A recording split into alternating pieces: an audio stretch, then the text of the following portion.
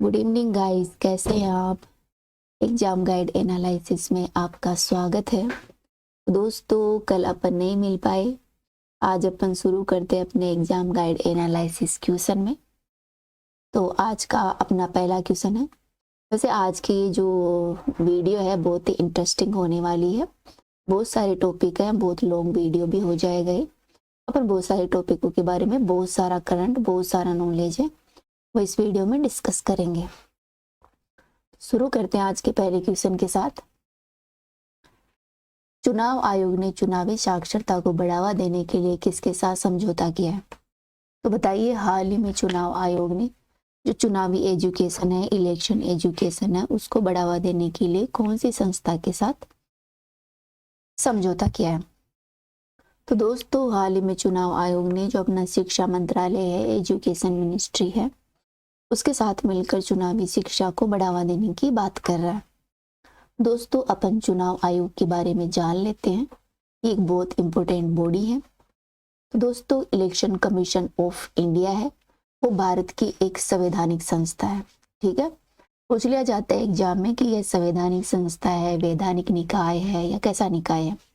तो दोस्तों, यह एक कॉन्स्टिट्यूशनल बॉडी है, संवैधानिक निकाय है, जो भारत में संघ और राज्य चुनाव प्रक्रियाओं का संचालन करती है। अर्थात ये जो केंद्र सरकार के और जो राज्य सरकार का चुनाव होता है, वो इलेक्शन कमीशन ऑफ इंडिया के द्वारा करवाया जाता है। दोस्तों, ध्यान रखना, चुनाव आयोग की स्थापना है वो 25 जनवरी 2050 को हुई थी। कब हुई थी? 25 जनवरी 2050 को। दोस्तों, 25 जनवरी को राष्ट्रीय मतदाता दिवस भी मनाया जाता है। ठीक है, तो और इसका हेडक्वार्टर है वो नई दिल्ली में स्थित है। इसका सचिवालय कहाँ है? नई दिल्ली में। ये एक संवैधानिक संस्था है जो केंद्र और राज्यों के चुनाव करवाती है।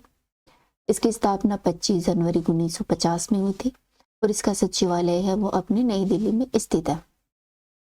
दोस्तों, ये देश में लोकसभा, राज्यसभा, राज्य विधानसभा, राष्ट्रपति और उपराष्ट्रपति के जो चुनाव है वो करवाती है।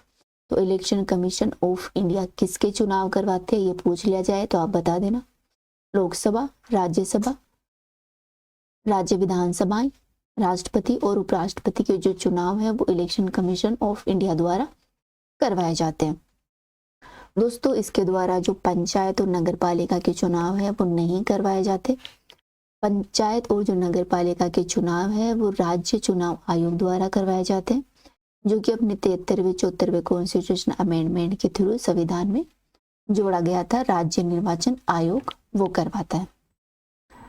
दोस्तों, इसके संवैधानिक प्रावधानों के बारे में बात करें तो ध्यान रखना, अपना राज्य निर्वाचन आयोग है वो संविधान के भाग 15 में आता है। कौन से में? संविधान के भाग 15 में है, उसमें राज्य निर्वाचन आयोग आता है अनुच्छेद 224 से 229 के बीच में। ठीक है, तो पूछ लिया जाता है एग्जाम में कि कौन से भाग में इलेक्शन कमीशन ऑफ इंडिया का वर्णन मिलता है। तो ये मिलता है संविधान के भाग 5 में। दोस्तों, अनुच्छेद 324 के बारे में भी पूछ लिया जाता है। अनुच्छेद 324 क्या है? दोस्तों, अनुच्छेद 324 के तहत इलेक्शन कमीशन ऑफ इंडिया है वो चुनावों का अधीक्षण करवाता है, निर्देशन करता है और उन्हें नियंत्रित करता है। अनुच्छेद 325 की बात करें तो यह कहता है, धर्म, जाति, लिंग के आधार पर किसी भी व्यक्ति से कोई भेदभाव नहीं किया जाएगा। ठीक है, और उन्हें मतदाता सूची में शामिल किया जाएगा और वो मत देने के योग्य होंगे। ठीक है, तो अपना जो संविधान है उसका अनुच्छेद 325 है, वो धर्म, जाति और लिंग के आधार पर जो मतदाता सूची में शामिल मतदाताओं के नाम में अयोग्यता का व्यवहार नहीं करता, सबको समान रूप से मतदान करने का अधिकार देता है। दोस्तों, अनुच्छेद 326 है वो लोकसभा और राज्य विधानसभा के चुनाव के जो वयस्क मताधिकार है पर आधारित होंगे, ये बात करता है। 327 कहता है कि विधानसभा के चुनाव के संबंध में प्रावधानों में संसद की शक्ति, अतः संसद है वो राज्य विधानसभा के चुनाव के प्रावधान है उसमें कुछ प्रावधान कर सकती है संसद। अनुच्छेद 328 कहता है ऐसे विधानमंडल के चुनाव के संबंध में प्रावधान करने के लिए राज्य विधानमंडल की शक्तियां तथा अनुच्छेद 329 है वो चुनावी मामलों में अदालतों के हस्तक्षेप पर रोक लगाता है। दोस्तों, इलेक्शन कमीशन ऑफ इंडिया की संरचना के बारे में बात करें तो इलेक्शन कमीशन ऑफ इंडिया में मूल रूप से एक चुनाव आयुक्त होता था, लेकिन बाद में चुनाव आयुक्त संशोधन अधिनियम 1989 आया। यह जो अधिनियम आया था उसके द्वारा इस संस्था को बहुसदस्यीय निकाय बना दिया गया। तो वर्तमान में जो चुनाव आयोग है यह एक बहुसदस्यीय संस्था है। जब यह बनी थी तब इसमें एक ही चुनाव आयुक्त होता था और वर्तमान में यह एक बहुसदस्यीय निकाय है, चुनाव आयुक्त अधिनियम 1989 के तहत। दोस्तों, चुनाव आयुक्त में मुख्य चुनाव आयुक्त तथा अन्य चुनाव आयुक्त होते हैं जिनकी नियुक्ति राष्ट्रपति द्वारा समय समय पर की जाती है। पूछ लिया जाए कि चुनाव आयुक्त की नियुक्ति और जो चुनाव आयुक्त होते हैं उनको कौन चुनता है, तो उनकी नियुक्ति की जाती है राष्ट्रपति द्वारा। ठीक है दोस्तों, वर्तमान में अपने 3 सदस्यीय चुनाव आयुक्त है, जिसमें एक तो मुख्य चुनाव आयुक्त होते हैं और 2 अन्य चुनाव आयुक्त होते हैं, अर्थात ये 3 सदस्यीय संस्थान है। राज्य स्तर पर चुनाव आयोग मुख्य निर्वाचन अधिकारी होता है की मदद करने के लिए IS रैंक का एक अधिकारी होता है। ठीक है, तो राज्य चुनाव आयोग स्तर पर एक मुख्य निर्वाचन अधिकारी होता है। दोस्तों, राष्ट्रपति मुख्य चुनाव आयुक्त और चुनाव आयुक्तों की नियुक्ति करता है। ठीक है, इनका कार्यकाल होता है वो 6 साल होता है या फिर 65 वर्ष की आयु तक होता है, अर्थात ये 6 साल तक अपना चुनाव आयुक्त के पद पर तैनात रहते हैं, या फिर जब ये 65 साल के हो जाते हैं, इनमें से जो भी पूरा हो 6-65 उस आधार पर ये अपना कार्यकाल तय करते हैं। दोस्तों, इन्हें भारत के सुप्रीम कोर्ट के न्यायाधीशों के समक्ष दर्जा प्राप्त होता है और उन्हें के समान वेतन भत्ते दिए जाते हैं। पूछ लिया जाता है इलेक्शन कमीशन ऑफ इंडिया को किसके समान, हाई कोर्ट के या सुप्रीम कोर्ट में से किसके समान न्यायाधीशों की वेतन भत्ते दिए जाते हैं। सुप्रीम कोर्ट के जज होते हैं, उनके समान इनको वेतन भत्ते प्रोवाइड करवाए जाते हैं। दोस्तों, ये अपना त्याग पत्र कभी भी दे सकते हैं, कार्यकाल समाप्त होने से पहले इनको हटाया भी जा सकता है। जो मुख्य निर्वाचन आयुक्त होता है वो संसद द्वारा सर्वोच्च न्यायालय के न्यायाधीशों को हटाने की प्रक्रिया के तहत हटाया जा सकता है। अर्थात कहने का मतलब यह है कि जो इलेक्शन कमीशन ऑफ इंडिया का जो मुख्य निर्वाचन आयुक्त होता है उसे संसद द्वारा हटाया जाता है, उसी प्रक्रिया से हटाया जाता है जिस तरह सुप्रीम कोर्ट का जो जज होता है उसको हटाया जाता है। उस प्रक्रिया का फॉलो करके एक इलेक्शन कमीशन इंडिया का जो आयुक्त होता है उसे हटाया जा सकता है। एक बहुत ही डिफिकल्ट प्रक्रिया होती है। इलेक्शन कमीशन ऑफ इंडिया की सीमाओं के बारे में बात करें तो संविधान में चुनाव आयोग के सदस्यों की योग्यता के बारे में निर्धारण नहीं किया गया है। पूछ लिया जाता है कि चुनाव आयोग में सदस्य संविधान ने या चुनाव आयोग के सदस्यों की योग्यता के बारे में बताया है, तो दोस्तों नहीं, संविधान ने जो चुनाव आयोग के सदस्य हैं उनकी योग्यता के बारे में नहीं बताया है। तो कानूनी, शैक्षिक और न्यायिक योग्यता होती है उनके बारे में नहीं बताया है, ये संसद द्वारा डिसाइड किया जाता है। साथ ही संविधान में चुनाव आयोग के सदस्यों के कार्यकाल को भी निर्दिष्ट नहीं किया गया, अर्थात जो 6 वर्ष और जो 65 वर्ष 6 माह और 6 साल और 65 वर्ष का जो कार्यकाल होता है वो संविधान में उल्लेख नहीं किया गया।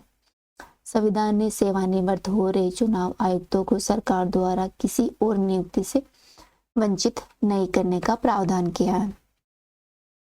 दोस्तों, इनके प्रशासनिक शक्ति और कार्यों के बारे में बात करें अर्थात अपन जानेंगे कि इलेक्शन कमीशन इंडिया की शक्तियां क्या हैं, वो क्या कार्य करते हैं। सबसे पहले इसके जो प्रशासनिक कार्य होते हैं उसके बारे में जानते हैं।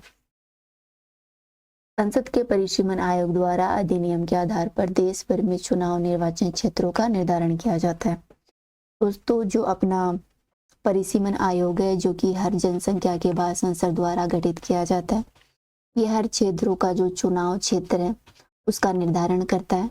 ठीक है, मतदाता सूची तैयार करता है इलेक्शन कमीशन ऑफ इंडिया, साथ ही समय समय पर संशोधित भी करता है मतदाता सूची को और मतदाताओं को पंजीकृत भी करता है।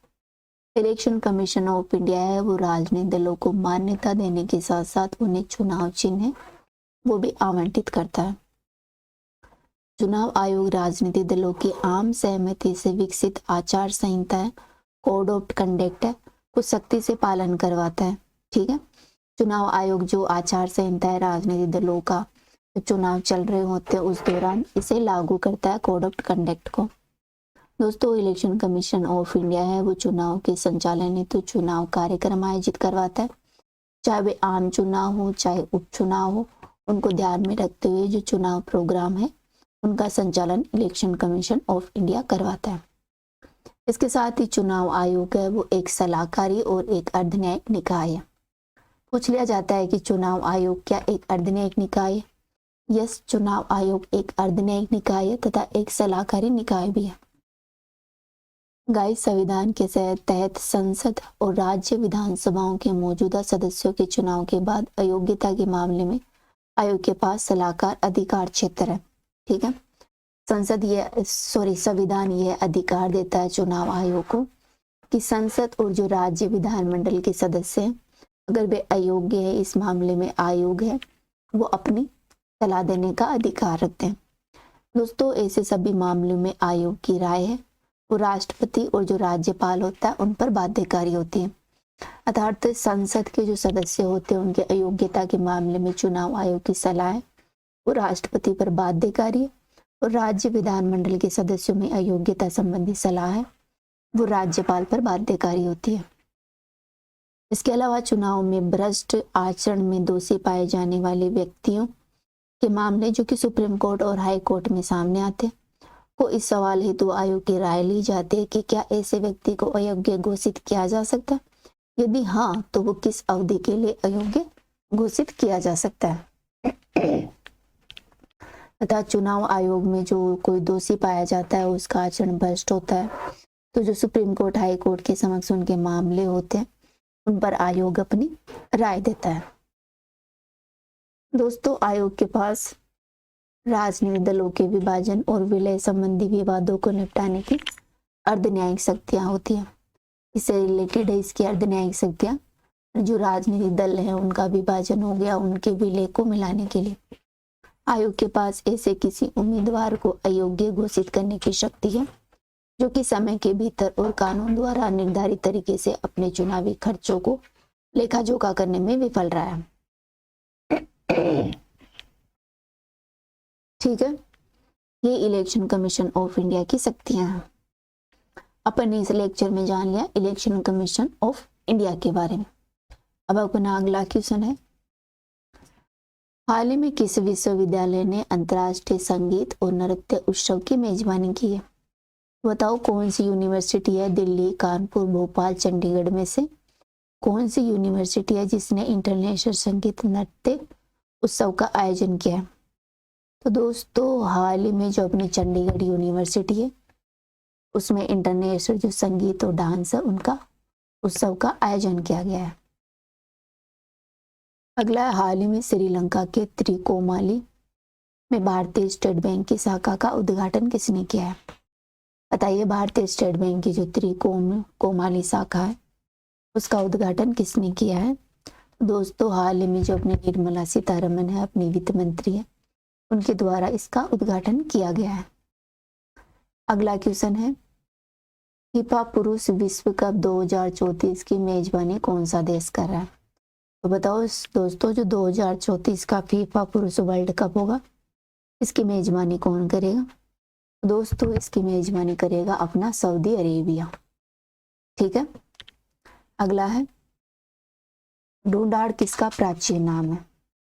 तो दोस्तों, ढूंढाड़ ये तो आप जानते ही होंगे, अपने जयपुर का बहुत ही प्राचीन नाम है। ढूंढाड़ क्षेत्र है वो जयपुर क्षेत्र को कहा जाता है, जो कि राजस्थान का एक ऐतिहासिक क्षेत्र है। इसमें कछवाहा राज्य, आम्बे राज्य या फिर जयपुर के नाम से भी जाना जाता है।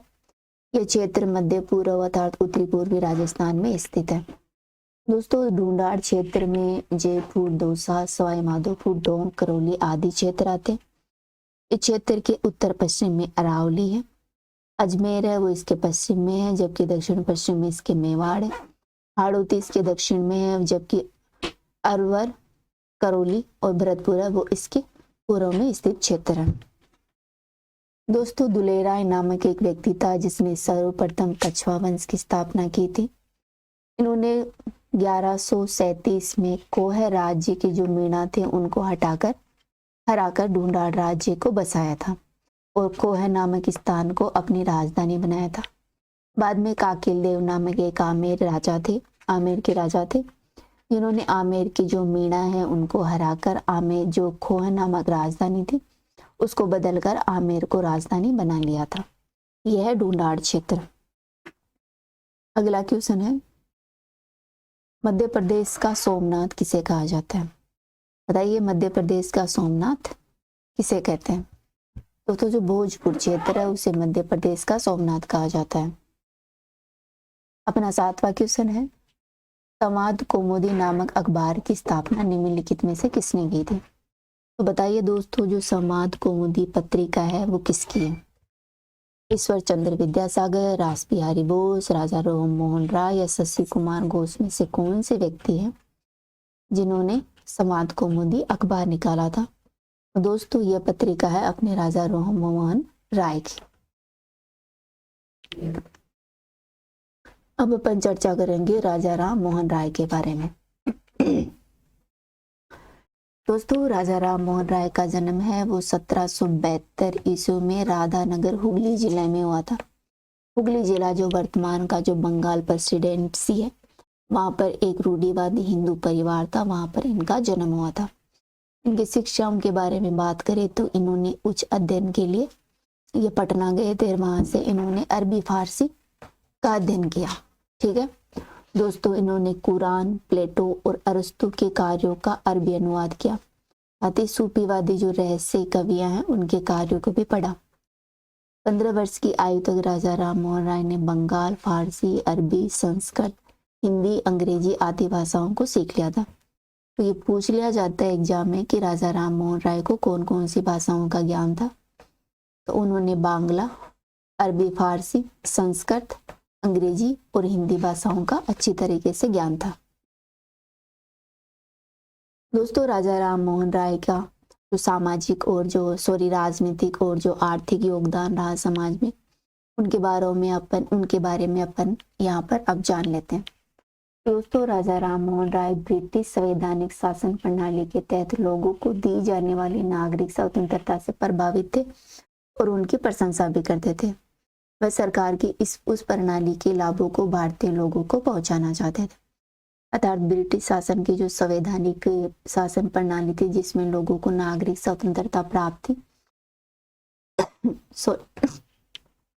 इस नागरिक स्वतंत्रता को राजा राम मोहन राय थे वो भारतीय लोगों को भी प्रोवाइड करवाना चाहते थे। इन्होंने करों के सुधार के लिए विभिन्न सुझाव दिए। उन्होंने बंगाल जमींदारों की जो दमनकारी प्रथा थी उनकी निंदा की, न्यूनतम किराया निर्धारण करने की मांग की। उन्होंने विदेशों में भारतीय सामानों पर जो निर्यात शुल्क का आह्वान किया, अर्थात जो विदेशों में अपन निर्यात करते थे उन पर जो शुल्क लगाया जाता था उसमें कमी की जाए की मांग की, तथा कर मुक्त भूमि पर करों को समाप्त करने की मांग की थी। साथ ही उन्होंने ईस्ट इंडिया कंपनी के व्यापारिक अधिकारों के उन्मूलन के लिए भी आवाज उठाई थी। पूछ लिया जाता है राजा राम मोहन राय के कर सुधार संबंधी विचार क्या क्या थे? तो उन्होंने क्या किया, जो दमनकारी प्रथाएं थी उनकी निंदा की, न्यूनतम किराया निर्धारण करने की मांग की। साथ ही उन्होंने कहा कि निर्यात शुल्क है वो कम किया जाए, कर मुक्त भूमि का समापन किया जाए, और कर मुक्त भूमि है उनमें जो कर लगाए जाते हैं उसको समाप्त किया जाए, तथा व्यापारिक अधिकार है जो केवल कंपनी के हैं उनको भी समाप्त किया जाए। साथ ही उन्होंने प्रेस की स्वतंत्रता की बात की। उन्होंने ब्रिटिश सरकार की जो अन्यायपूर्ण नीतियों के खिलाफ प्रेस की स्वतंत्रता पर जो प्रतिबंध लगाया हुआ था उसके खिलाफ बात की। उन्होंने कहा कि अगर प्रेस स्वतंत्र होगा, समाचार पत्र तो अपने विचारों को ठीक से रख पाएंगे, समाज अच्छी प्रगति की राह पर चल पाएगा। अपने लेखन और गतिविधियों के माध्यम से राजा राम मोहन राय ने भारत के स्वतंत्रता प्रेस के आंदोलन का समर्थन किया। दोस्तों, राजा राम मोहन राय की प्रमुख पत्रिकाओं के बारे में बात करें तो उन्होंने द ब्राह्मणिकल मैगजीन 1821 में लिखी थी, बंगाली साप्ताहिक संवाद कौमुदी और फारसी साप्ताहिक तथा मिरातुल उल अखबार। ये पत्रिकाओं के नाम ध्यान रखना, ये पूछ लिया जाता है। जैसे मिरातुल अखबार, उल अखबार किसकी पत्रिका है? तो राजा राम मोहन राय की। बंगाली साप्ताहिक, संवाद कौमुदी और भारतीय साप्ताहिक। आज का क्वेश्चन संवाद कौमुदी से जुड़ा हुआ था। यह राजा राम मोहन राय की 1821 की पत्रिका। दोस्तों, इनके प्रशासनिक सुधारों के बारे में बात करें तो मोहन राय ने भारतीयों और यूरोपीय लोगों के बीच में समानता की बात की। इनका कहना था कि जो यूरोपीय लोग हैं और भारतीय लोग हैं वो समान है, इनमें भेदभाव नहीं किया जाना चाहिए। इन्होंने कहा कि जो सेवाएं हैं, जो बेहतर सर्विस सेवाएं हैं, इनका भारतीयकरण होना चाहिए। साथ ही न्यायपालिका से कार्यपालिका को अलग कर देना चाहिए। ठीक है, पूछ लिया जाता है कि कौन से व्यक्ति थे जिन्होंने कहा था कि न्यायपालिका को कार्यपालिका से अलग कर देना चाहिए, तो वो थे अपने राजा राम मोहन राय। दोस्तों, राजा राम मोहन राय के सामाजिक योगदान के बारे में बात करें तो उन्होंने सामाजिक राजनीतिक परिवर्तन के साथ साथ जो सुधारवादी धार्मिक संघ थे आदि की स्थापना की। दोस्तों, उन्होंने महत्वपूर्ण जो सभा थी, धार्मिक संघ थे, उनकी स्थापना की, जिनमें प्रमुख है आत्मीय सभा। आत्मीय सभा की स्थापना इन्होंने 1814 में की थी। 1821 में इन्होंने कलकत्ता में यूनिटेरियन एसोसिएशन तथा 1828 में इन्होंने ब्रह्म समाज की स्थापना की थी। ठीक है, पूछ लिया जाए कि आत्मीय सभा की स्थापना, ब्रह्म समाज की स्थापना किसने की थी? राजा राम मोहन राय ने की थी। दोस्तों, डेट भी पूछ ली जाती है। आत्मीय सभा 1814 में और ब्रह्म सभा है वो 1828 में राजा राम मोहन राय द्वारा स्थापित की गई थी। दोस्तों, मोहन राय ने महिलाओं के अधिकारों के लिए अभियान चलाए थे। इसमें विधवाओं के पुनर्विवाह की उन्होंने बात की तथा महिलाओं के लिए संपत्ति रखने के अधिकार की भी इन्होंने बात की थी। इन्होंने कहा कि महिलाओं को जो संपत्ति का अधिकार है वो दिया जाना चाहिए ताकि उनकी सामाजिक स्थिति में सुधार आ सके। दोस्तों, राजा राम मोहन राय के प्रयासों से एक महत्वपूर्ण एक्ट आया था 1829 में, जिसे लॉर्ड विलियम बेंटिंक द्वारा पारित किया गया था, जिसके तहत जो सती प्रथा है उसको समाप्त कर दिया गया था। साथ ही मोहन राय ने बहुविवाह प्रथा को भी समाप्त करने का विरोध किया था। बहुविवाह मतलब एक आदमी एक से अधिक पत्नियां रखता था, उसको बहुविवाह कहते थे, मतलब एक से ज्यादा विवाह कर लेता था। पूछ लिया जाता है कि किसके प्रयासों से सती प्रथा एक्ट समाप्त हुआ था? राजा राम मोहन राय के प्रयासों से। ये वो लॉर्ड विलियम बेंटिंक ने समाप्त किया था 1829 के एक्ट के तहत। साथ ही मोहन राय ने जो जाति प्रथा थी, समाज में जाति व्यवस्थाएं चल रही थी, छुआछूत, अंधविश्वास और जो नशीली दवाएं, लोग नशीली जो पदार्थ होते थे जैसे कि पान मसाला, तंबाकू आदि का सेवन करते थे, उनके खिलाफ राजा राम मोहन राय ने बहुत सारे अभियान चलाए थे। दोस्तों, मोहन राय ने बाल विवाह, बहुविवाह, महिलाओं की निरक्षरता और विधवाओं की जो निम्न स्थिति है उनका विरोध किया, उन पर प्रहार किया। उन्होंने तर्कवाद और आधुनिक वैज्ञानिक दृष्टिकोण है उस पर जोर दिया था, अर्थात जो तर्क और विज्ञान है उसी के आधार पर समाज को आगे बढ़ना चाहिए, इस बात पर जोर दिया। साथ ही हिंदू समाज की जो कथित बुराइयां हैं उनके खिलाफ इन्होंने लड़ाइयाँ लड़ी थी। उन्होंने दोस्तों एक बंगाली साप्ताहिक पत्रिका संवाद कौमुदी शुरू की थी, जो नियमित रूप से सती प्रथा की जो बर्बरी स्थिति उसकी निंदा करती है तथा हिंदू धर्म के सिद्धांत में जो धार्मिक कर्म कांड थे उनकी आदि की है निंदा करती है। दोस्तों, राजा राम मोहन राय के शैक्षिक योगदानों के बारे में चर्चा करें तो उन्होंने जो पश्चिमी शिक्षा थी, पश्चिमी वैज्ञानिक शिक्षा थी, उसकी वकालत की, उसको भारतीयों को सिखाने की बात कही। अर्थात राजा राम मोहन राय का कहना था कि जो ब्रिटिश वैज्ञानिक, पश्चिमी वैज्ञानिक शिक्षा है वो भारतीय स्कूलों में अंग्रेजी माध्यम में प्रोवाइड करवाई जानी चाहिए ताकि भारतीयों का ज्ञान है वो डेवलप हो सके। उनका मानना था कि अंग्रेजी भाषा की शिक्षा पारंपरिक भारतीय शिक्षा प्रणाली से बेहतर है, अर्थात अंग्रेजी शिक्षा को उन्होंने ज़्यादा अच्छा माना पारंपरिक जो गुरुकुल जो भारतीय शिक्षा प्रणाली थी उससे। उन्होंने 1817 में हिंदू कॉलेज को खोजने के डेविड हेरे के प्रयासों का समर्थन किया, जबकि रॉय ने अंग्रेजी स्कूलों ने यात्रियों और वाल्टेर के दर्शन को पढ़ाया था। 1822 में उन्होंने अंग्रेजी शिक्षा पर आधारित एक स्कूल की भी स्थापना की थी। 1825 में उन्होंने वेदांत कॉलेज की स्थापना की, जहां पर भारतीय शिक्षा और पश्चिमी सामाजिक भौतिक विज्ञान दोनों पाठ्य पुस्तकों को पढ़ाया जाता था। तो पूछ लिया जाए एग्जाम में कि वेदांत कॉलेज की स्थापना किसने की थी और कब की थी और इसका उद्देश्य क्या था? तो दोस्तों वेदांत कॉलेज की स्थापना है वो 1825 में राजा राम मोहन राय द्वारा स्थापित की गई थी। इसमें भारतीय शिक्षा के साथ साथ जो भौतिक विज्ञान होता है, पश्चिमी सामाजिक क्षेत्र, उसके बारे में भी पढ़ाया जाता था।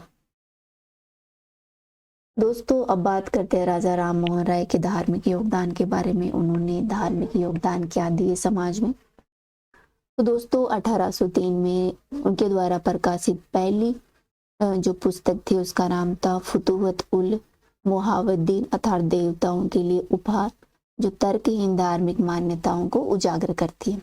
ठीक है, तो पूछ लिया जाता है ये कृति किसकी है? तुहफल उल मोहावद्दीन, ये राजा राम मोहन राय ने लिखी थी, देवताओं के लिए उपहार 1803 में। दोस्तों राजा राम मोहन राय ने जो मूर्ति पूजा है और हिंदू के जो भ्रष्ट प्रथाएं हैं उनका अच्छे खासे रूप से विरोध किया था। उन्होंने हिंदू धर्म की जो बहुकथित तो बहुदेवतावाद है, जैसे हिंदू धर्म में कहते हैं कि 56 करोड़ देवी देवता, अलग अलग जो देवताएं हैं उनके जो पूजा पाठ की जाती थी, उसके खिलाफ थे राजा राम मोहन राय। उन्होंने एक ईश्वर की वकालत की, अर्थात इनका मानना था कि जो देवता बहुत सारे नहीं है, ईश्वर सिर्फ एक है, एक ईश्वरवाद की इन्होंने बात की। दोस्तों इन्होंने आत्मीय सभा की स्थापना की थी 1814 में। 1814 में आत्मीय सभा की स्थापना किसने की थी? राजा राम मोहन राय ने। इसके थ्रू उन्होंने मूर्ति पूजा, जातिगत कठोरता, अर्थहीन कर्मकांडों और अन्य सामाजिक बुराइयों के खिलाफ अभियान चलाए थे। ठीक है, आत्मीय सभा की स्थापना 1814 में राजा राम मोहन राय ने की थी। वो भी कहाँ की थी? कलकत्ता में की थी। यह संस्था है वो मूर्ति पूजा, जातिगत कठोरता, अर्थहीन कर्मकांडों और अन्य सामाजिक जो बुराइयां हैं उनके खिलाफ अभियान चलाती थी।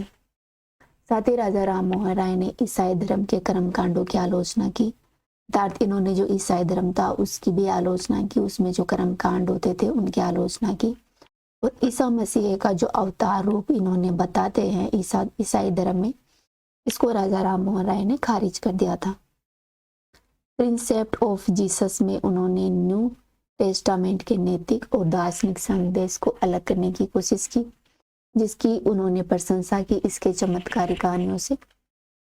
दोस्तों उन्होंने वेदों और 5 उपनिषदों का बंगाली में अनुवाद भी किया था। अब बात कर लेते हैं ब्रह्म समाज के बारे में। दोस्तों 1828 में राजा राम मोहन राय ने ब्रह्म समाज की स्थापना की थी, जिसका प्रमुख उद्देश्य था शाश्वत भगवान की पूजा करना। यह पुरोहित कर्मकांडों और जो बलिदान आदि होते हैं उनके विरुद्ध स्थापित एक संस्था थी। यह प्रार्थना, ध्यान और शास्त्र आदि पर पढ़ने पर केंद्रित थी। इनका कहना था कि प्रार्थना करनी चाहिए, ध्यान करनी चाहिए, शास्त्रों को पढ़ा जाना चाहिए। दोस्तों मूल रूप से ब्रह्म समाज की शुरुआत है वो धार्मिक जो पाखंड थे उनको बेनकाब करने के लिए की गई थी। यह आधुनिक भारत में पहला बौद्धिक सुधार आंदोलन था, जहाँ पर सामाजिक बुराइयों की निंदा की गई और उन्हें समाज से दूर रखने का प्रयास किया गया।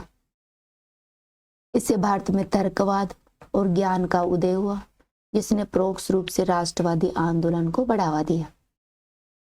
दोस्तों ब्रह्मा समाज है वो सभी धर्मों की एकता में विश्वास करता है, अर्थात इसका मानना है कि सभी धर्म है वो एक है, सभी धर्म है वो समान है।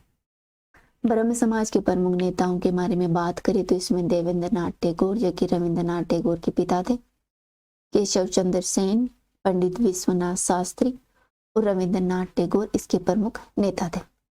दोस्तों ब्रह्म समाज है वो 1966 में 2 संस्थाओं में बट गया था। कब? 1866 में 2 संस्थाओं में डिवाइड हो गया था। एक तो केशव चंद्र के नेतृत्व में रहा ब्रह्म समाज और दूसरा देवेंद्रनाथ टैगोर के नेतृत्व में आदि ब्रह्म समाज। ठीक है, तो ब्रह्म समाज 1986 में टूट गया। देवेंद्रनाथ टैगोर के नेतृत्व में बना आदि ब्रह्म समाज और केशव चंद्र सेन के नेतृत्व में बना ब्रह्म समाज। तो राजा राम मोहन राय और उनके ब्रह्म समाज ने भारतीय संविधान को एक समय के समाज में व्याप्त ज्वलंत मुद्दों के प्रति अपनी जागृति में महत्वपूर्ण भूमिका निभाई। यह आधुनिक भारत के सभी सामाजिक, धार्मिक, राजनीतिक आंदोलन के अग्रदूत माने जाते हैं। ठीक है, आधुनिक भारत के सामाजिक, राजनीतिक और आधुनिक धार्मिक के अग्रदूत किसे माना जाता है? राजा राम मोहन राय को। दोस्तों, राजा राम मोहन राय की प्रमुख विचारधाराएं क्या थी उनके बारे में देखें तो उन्होंने पश्चिमी आधुनिक विचारों से वे सबसे ज्यादा प्रभावित थे। उन्होंने तर्कवाद और आधुनिक वैज्ञानिक दृष्टिकोण है उसको अपनाया। उनका मानना था कि धार्मिक रूढ़िवादी था, समाज की स्थिति में सुधार करने की बजाय उस पर चोट करती है, उसे कमजोर करती है। ठीक है। उन्होंने कहा कि बलिदान और कर्मकांड लोगों के पापों की भरपाई नहीं कर सकते, यह आत्मशुद्धि और पश्चाताप के माध्यम से किया जा सकता है। ठीक है। अर्थात जो पाप है उनको आत्मशुद्धि से या फिर पश्चाताप करके ही पूरा किया जा सकता है। उनका मानना था कि धार्मिक सुधार, सामाजिक सुधार और राजनीतिक आधिकरण दोनों में है। उन्होंने तत्कालीन समस्या, उनके मूल बंगाल की धार्मिक और सामाजिक स्थितियों का पतन था। दोस्तों, राजा राम मोहन राय जाति व्यवस्था के प्रबल विरोधक थे। सभी मनुष्य की सामाजिक समानता में वे विश्वास करते थे। राम मोहन राय इस्लामी एकेश्वरवाद के प्रति आकर्षित थे। उनका मानना था कि एकेश्वरवाद मानवता के लिए एक सार्वभौमिक मॉडल का समर्थन करता है। उन्होंने कहा कि एकेश्वरवाद भी वेदांत का मूल संदेश ही है। एकात्म ईश्वर का उनका विचार रूढ़िवादी हिंदू धर्म के बहुदेववाद और ईसाई त्रित्ववाद के लिए एक समाज सुधारात्मक उपाय था। दोस्तों, मोहन राय ने जोर देकर कहा कि हिंदू समाज तब तक प्रगति नहीं कर सकता जब तक महिलाओं को अमानवीय उत्पीड़न जैसे अशिक्षा, सती प्रथा, बाल विवाह आदि से मुक्त नहीं किया जा सकता। उन्होंने सती प्रथा को हर मानवीय और सामाजिक भावनाओं के उल्लंघन के रूप में एक जाति के नैतिक पतन के लक्षण के रूप में चिन्हित किया। अब देख लेते हैं राजा राम मोहन राय की प्रमुख पुस्तकों के बारे में। तो दोस्तों, इन्होंने बहुत सारी पुस्तकें लिखी थी, यहाँ पर आप देख सकते हैं। इन्होंने ये पूछ ली जाती है एग्जाम में कि उनकी राजा राम मोहन राय की पुस्तकों के नाम इनमें से कौन से, तो ध्यान रखना। तुहफत उल मुवाहिदीन, वेदांत गाथा, वेदांत सार के संक्षिप्तीकरण का अनुवाद 1816 में लिखा था। केशोपनिषद, ईशोपनिषद, कठोपनिषद, इसके अलावा मुंडक उपनिषद। इन्होंने हिंदू धर्म सभा 1820 में लिखी थी। The precepts of Jesus, the guide to peace and happiness 1820 में लिखी। बंगाली व्याकरण 1826 में। द यूनिट्स रिलीजन लिखी इन्होंने 1829 में। भारतीय दर्शन का इतिहास भी लिखा था 1829 में। और गौड़ीय व्याकरण लिखा था इन्होंने 1833 में। तो ये यहाँ पर अपने राजा राम मोहन राय के बारे में विस्तार से जाना। अगला क्वेश्चन है अपना, आजाद हिंद का फौज नेतृत्व सुभाष चंद्र बोस ने कब सौंपा गया था? बताओ, जो आजाद हिंद फौज है उसका नेतृत्व बोस को कब सौंपा गया था? तो दोस्तों 1945 को सुभाष चंद्र बोस को इसका नेतृत्व सौंपा गया था। बात कर लेते हैं आजाद हिंद फौज के बारे में। दोस्तों 21 अक्टूबर 1973 को सुभाष चंद्र बोस ने सिंगापुर में आजाद हिंद फौज के रूप में अंतरिम सरकार का गठन किया था। कब किया गया था? 21 अक्टूबर 1943 में। कहाँ पर? सिंगापुर में। दोस्तों आजाद हिंद फौज को है अर्जी हुकूमत ए आजाद हिंद के नाम से भी जाना जाता है। इस नाम से, अर्जी हुकूमत ए आजाद हिंद के नाम से। जो अंतरिम सरकार का गठन किया था बोस ने सिंगापुर में। इसके ये स्वयं ही राज्य प्रमुख थे, प्रधानमंत्री और युद्ध मंत्री भी बने थे। दोस्तों अंतरिम सरकार ने न केवल बोस को जापानियों के साथ समान स्तर पर बातचीत करने में सक्षम बनाए, बल्कि जो अपनी इंडियन नेशनल आर्मी थी उसमें शामिल होने और इसके समर्थन के लिए पूर्वी एशिया में भारतीयों को लामबंद करने में भी यह मददगार रही। दोस्तों बोस ने देश के बाहरी स्वतंत्रता संग्राम का नेतृत्व किया था। उन्होंने जो सेकेंड वर्ल्ड वार हुआ था 1939 से 45 के बीच में के परिणाम को भारत की स्वतंत्रता में महत्वपूर्ण अवसर माना। अर्थात इनका मानना था कि जो सेकेंड वर्ल्ड वार हो रहा है, चल रहा है, उसी दौरान अपन भारत को भी स्वतंत्रता दिला सकते हैं ब्रिटिश शासन से। वर्ष दोस्तों 1940 में बोस को नजरबंद कर दिया गया, लेकिन ये 28 मार्च 1941 को भागते हुए बर्लिन पहुंच गए। वहाँ के भारतीय समुदाय ने वहाँ के जो रहने वाले भारतीय समुदाय के लोग थे, उन्हें इनको नेताजी के रूप में सराहा और उनका स्वागत जय हिंद से किया। वर्ष 1942 में इंडिपेंडेंस इंडिया लिंक का इन्होंने गठन किया और भारत की आज़ादी के लिए इंडियन नेशनल आर्मी का गठन किया। पूछ लिया जाए कि इन्होंने इंडियन इंडिपेंडेंस लिखा और इंडियन नेशनल आर्मी का गठन कब किया गया था, तो वो किया था वर्ष 1942 में, 1942 में। दोस्तों, रास बिहारी बोस के निमंत्रण पर सुभाष चंद्र बोस 13 जून 1943 को पूर्वी एशिया पहुंचे। उन्होंने इंडिया इंडिपेंडेंट लिंक का अध्यक्ष बनाया गया और जो इंडियन नेशनल आर्मी थी उसका नेता बनाया गया, जिससे लोकप्रिय होकर इन्हें आज़ाद हिंद फौज भी कहा गया। अर्थात इसको जो लोकप्रियता के कारण इसे NIA को आज़ाद हिंद फौज के नाम से भी जाना गया। दोस्तों, जो इंडियन नेशनल आर्मी का गठन है वो पहली बार मोहन सिंह और जापान मेजर इवाइची फुजीवारा द्वारा किया गया था। तो पूछ लिया जाए कि इंडियन नेशनल आर्मी के गठनकर्ता कौन है, तो वो मोहन सिंह थे और जापानी मेजर इवाइची फुजीवारा। ठीक है। बाद में इसके अध्यक्षता सुभाष चंद्र बोस को सौंपने के बाद इसे इंडियन नेशनल आर्मी को आज़ाद हिंद फौज के नाम से जाना गया। इसमें मलय यथार्थ जो मलेशिया है वर्तमान का, मलेशिया अभियान तथा सिंगापुर में जापान द्वारा बंदी बनाए गए ब्रिटिश भारतीय सेना के सैनिक भी शामिल थे। दोस्तों, नवंबर 1945 को इंडियन नेशनल आर्मी के लोगों पर मुकदमा चलने के ब्रिटिश कदम के कारण पूरे देश में बड़ा प्रदर्शन किया गया और उस समय प्रसिद्ध नारा चलाया गया था, दिल्ली चलो का। सुभाष चंद्र बोस ने भारतीयों को स्वतंत्रता दिलाने का वादा करते हुए कहा था कि तुम मुझे खून दो, मैं तुम्हें आज़ादी दूंगा।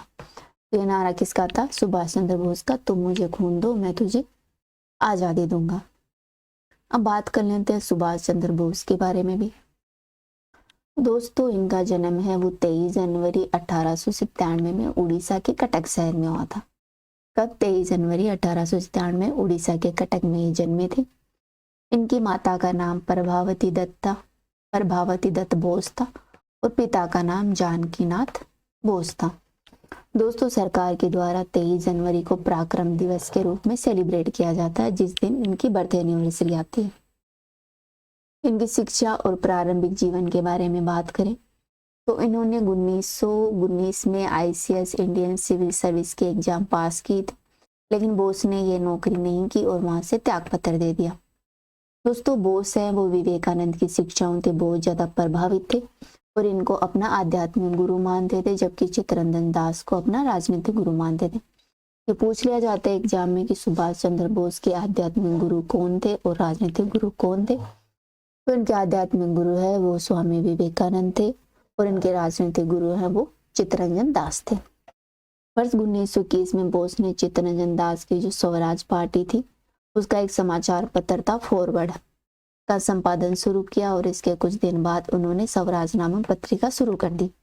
तो बताइए स्वराज पत्रिका किसकी है? ये अपने सुभाष चंद्र बोस की है। दोस्तों, सुभाष चंद्र बोस का कांग्रेस से क्या संबंध रहा, इसके बारे में चर्चा की जाए तो उन्होंने बिना शर्त स्वराज अर्थात स्वतंत्रता का समर्थन किया। एक्चुअली हुआ क्या था कि मोतीलाल नेहरू की एक रिपोर्ट आई थी, नेहरू रिपोर्ट, जिसमें भारत को डोमिनियन दर्जे की बात की गई थी। अर्थात जो नेहरू रिपोर्ट थी उसमें भारत के लिए जो डोमिनियन दर्जा होता है वो देने की बात कही गई थी, लेकिन बोस इसके विरोधी थे। उन्होंने कहा कि भारत को पूर्ण स्वतंत्रता मिलनी चाहिए बिना किसी शर्त के। दोस्तों, सुभाष चंद्र बोस ने 1930 का जो नमक सत्याग्रह हुआ था उसमें भाग लिया था और वर्ष 1931 का जो सविनय अवज्ञा आंदोलन हुआ था उसमें भी भाग लिया। सविनय अवज्ञा आंदोलन और जो गांधी इरविन समझौता हुआ था इनका विरोध किया था। ठीक है। अर्थात जो गांधी इरविन समझौता हुआ था उसका विरोध किया 1932 में, और जो सविनय अवज्ञा आंदोलन 1931 का जिसे गांधी ने वापस ले लिया था, बोस ने इसका विरोध किया था। 1930 के दशक में जवाहरलाल नेहरू तथा M.N. रॉय के साथ कांग्रेस की वाम राजनीति में ये संलग्न रहे। दोस्तों, जो 1938 का हीरापुरा अधिवेशन हुआ था उसमें कांग्रेस के अध्यक्ष चुने गए थे Subhash Chandra Bose. It is very important fact कि कांग्रेस के ही जो हरिपुरा अधिवेशन था उसका अध्यक्ष कौन था? सुभाष चंद्र बोस। इसके बाद में 1939 में 1939 में कांग्रेस का त्रिपुरी अधिवेशन हुआ था, जिसमें गांधी के उम्मीदवार थे पट्टाभी सितारमैया को हराकर बोस है वो कांग्रेस के अध्यक्ष बने थे, जिससे गांधी जी नाराज हो गए थे और दोनों में मतभेद होने के कारण गांधी जी और बोस में वैचारिक मतभेद होने के कारण सुभाष चंद्र बोस ने त्याग पत्र दे दिया था और उनके बाद में जो राजेंद्र प्रसाद है उन्होंने कांग्रेस की अध्यक्षता की थी। दोस्तों, बोस ने एक पार्टी का गठन किया था जिसका नाम फॉरवर्ड ब्लॉक था, जिसका प्रमुख उद्देश्य था अपने गृह राज्य बंगाल में राजनीतिक वामपंथ और प्रमुख समर्थन आधार को मजबूत करना था। तो ये अपन ने जान लिया सुभाष चंद्र बोस के बारे में। अब अपना नेक्स्ट क्वेश्चन देखते हैं। दोस्तों, अपना अगला क्वेश्चन है, भारतीय संविधान का कौन सा अनुच्छेद सहकारी समितियों के संवर्धन से संबंधित है? बताइए, संविधान का कौन सा अनुच्छेद है जो सहकारी समितियों के संवर्धन से संबंध रखता है? अनुच्छेद 31A, 43B, 31B, ये दोनों सेम ऑप्शन है। इसका आंसर होगा अनुच्छेद 43B। 43B है वो सहकारी समितियों से रिलेटेड है, जो कि अपने नीति निर्देशक तत्वों के बारे में शामिल है। दोस्तों, अपन इस लेक्चर में अब यहाँ पर सहकारी समितियों के बारे में भी विस्तार से चर्चा कर लेते हैं। सहकारी समितियों के जो अपनी सहकारी समितियां हैं वो तो पहले ध्यान रखना, जो सहकारिता है वो राज्य सूची का विषय है तथा राज्य सरकार है वो इस पर कानून नियम आदि बनाती है। दोस्तों, क्या हुआ था कि 2011 में अपना 97वां संविधान संशोधन अधिनियम हुआ था, जिसके तहत सहकारी समितियों को संवैधानिक दर्जा दिया गया था।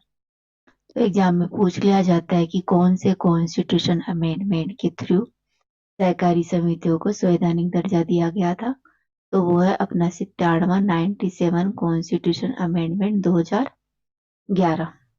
ठीक है, कौन सा अमेंडमेंट है? 2011 वाला 97 कॉन्स्टिट्यूशन अमेंडमेंट। दोस्तों, इसमें 3 बातें जोड़ी गई थी 97वें संविधान संशोधन के थ्रू। इसमें जो अपने मौलिक अधिकार है उसका जो अनुच्छेद 19 है उसमें अधिकार दिया गया है कि कोई भी व्यक्ति, जो लोग हैं वो सहकारी समितियों का गठन कर सकते हैं, अतः सहकारी समितियां बनाना वर्तमान में एक मौलिक अधिकार है। सहकारी समितियों को बढ़ावा देने के लिए इसने एक राज्य के नीति निर्देशक तत्व के सिद्धांत को भी जोड़ा, अर्थात अनुच्छेद 43B है वो जोड़ा गया नीति निर्देशक तत्वों में सहकारी समितियों को बढ़ावा देने के लिए। साथ ही संविधान में एक नया भाग 9 भी जोड़ा गया, जो कि सहकारी समितियों से संबंधित है। यह अनुच्छेद 243 से 243 तक आता है। ठीक है, ध्यान रखना कि जो सहकारिता है वो राज्य सूची का विषय है। 97वें कॉन्स्टिट्यूशन अमेंडमेंट 2011 के थ्रू इसे संवैधानिक दर्जा दिया गया। अनुच्छेद 19 में से मौलिक अधिकार में शामिल किया गया था, सहकारी समिति बनाना एक मौलिक अधिकार है।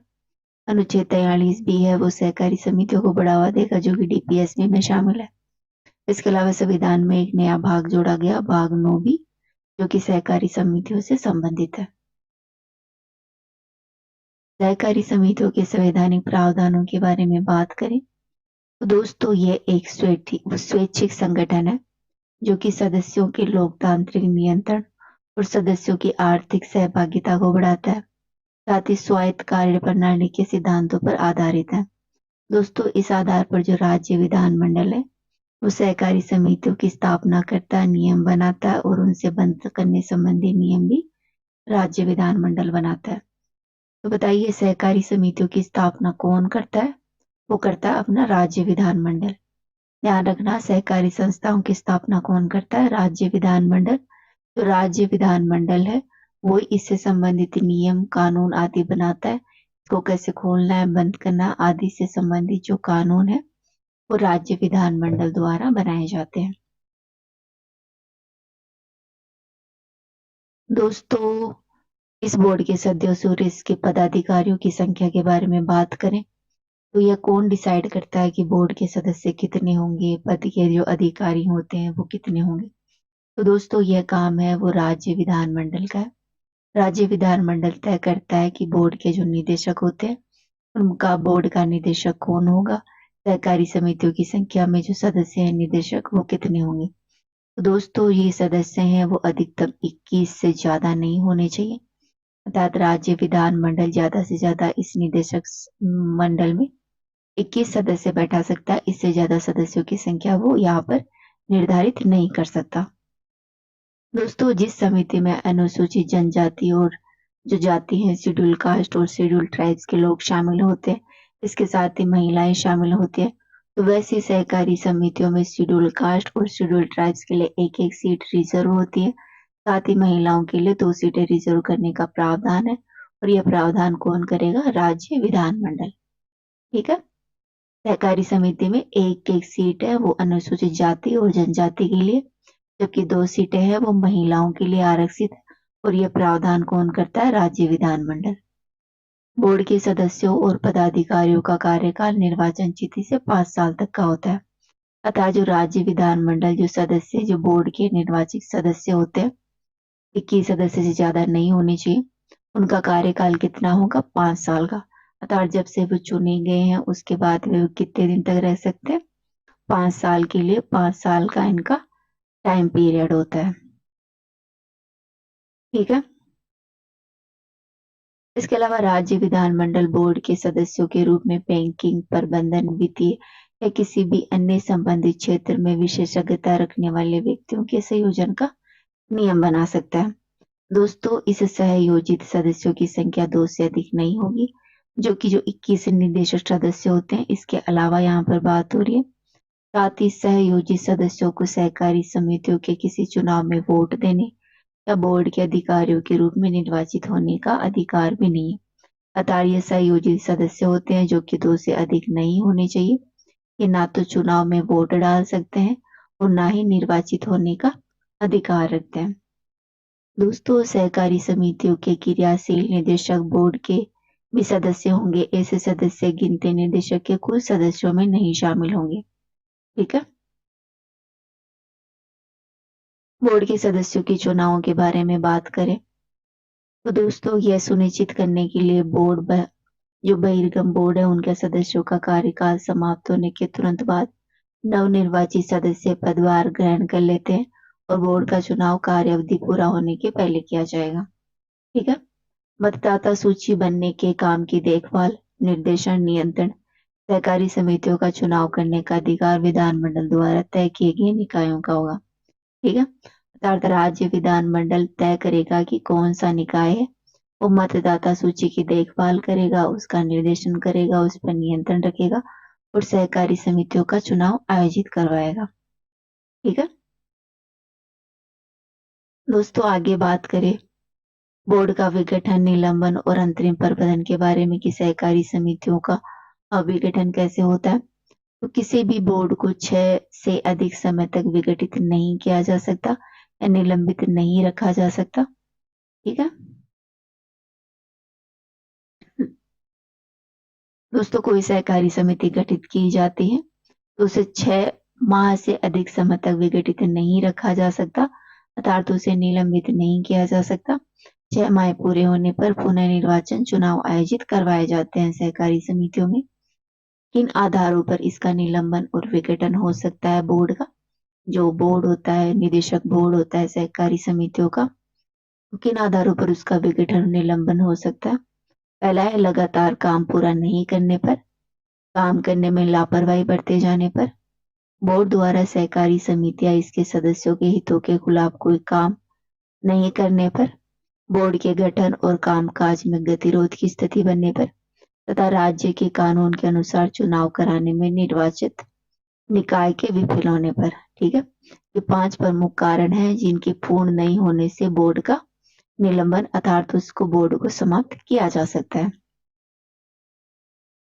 हालांकि किसी ऐसी सहकारी समिति के बोर्ड को विघटित या निलंबित नहीं किया जा सकता जहां पर सरकारी शेयर और कर्ज और वित्तीय सहायता या किसी तरह की गारंटी सरकार द्वारा नहीं दी जाती, ऐसी संस्थाओं को समाप्त नहीं किया जा सकता। दोस्तों, बोर्ड को विघटित किए जाने की स्थिति में ऐसी सहकारी समितियों के कामकाज को देखने के लिए नियुक्त किए गए प्रशासक 6 माह के अंदर चुनाव कराने की व्यवस्था करेंगे और निर्वाचन बोर्ड का प्रबंधन को सौंप देंगे। ठीक है।